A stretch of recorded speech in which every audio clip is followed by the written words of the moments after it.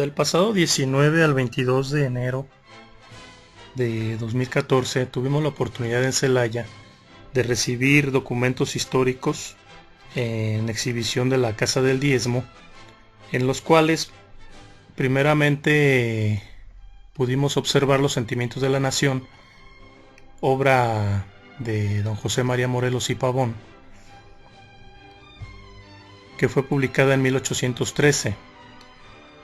En estos documentos nos presentaron los originales, donde incluso pudimos ver el facsímil original, donde viene la rúbrica de puño y letra de don José María Morelos y Pavón,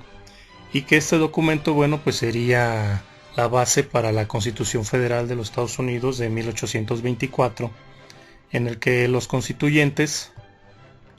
pues presentaron en Chilpancingo la primera propuesta de constitución que tuvo ya como país independiente nuestro país.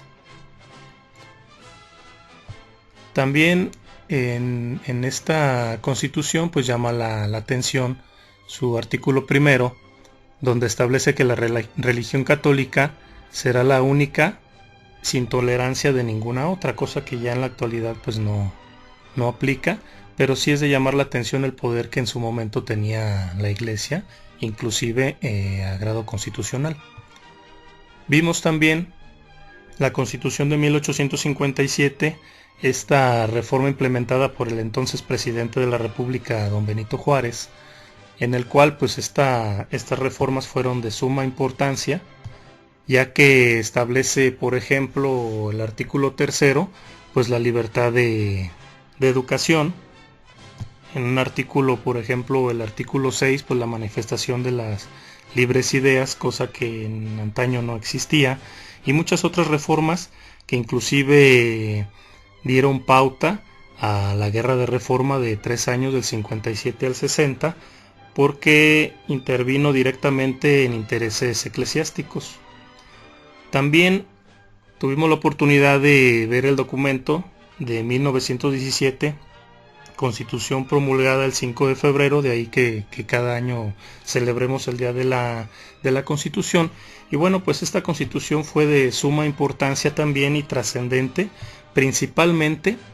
en los derechos laborales. Fue la primera Constitución en el mundo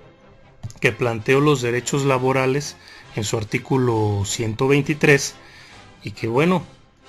en aquel entonces, contemplando ese contexto, pues no había derechos laborales. Esta es la primera constitución en el mundo, da pie a que venga inclusive legisladores europeos y de otros países para poder visualizar cómo México estableció derechos laborales. No solo eso, sino también tuvimos la oportunidad de ver el acta de defunción original de don José María Morelos y Pavón, el facsímil, y también pues transcrito en hojas, donde podemos observar el nombre de don José María Morelos y Pavón, y también podemos observar el año en que este documento fue emitido y los objetos recibidos en el momento de su deceso.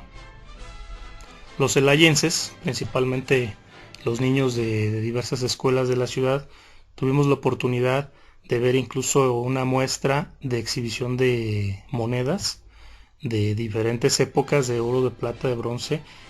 inclusive billetes y moneda que se ocupó en la época de Pancho Villa, que fue curiosamente moneda de circulación nacional, y que en una muestra histórica pues también hicieron favor de presentárnoslo aquí en Celaya. El ejército hizo una muestra de labores altruistas que han venido haciendo a lo largo de los años, y que nos demuestran que no solo el ejército trabaja en tiempos de guerra, sino es una constante labor permanente, no solo de seguridad, sino de labor social. Esos documentos que nos presentaron pues fueron incluso resguardados por miembros del Ejército Nacional, y que pues fue una excelente oportunidad para los celayenses de conocer una parte de nuestra historia y también de las labores del ejército. Espero que este trabajo haya sido de su agrado. Muchas gracias.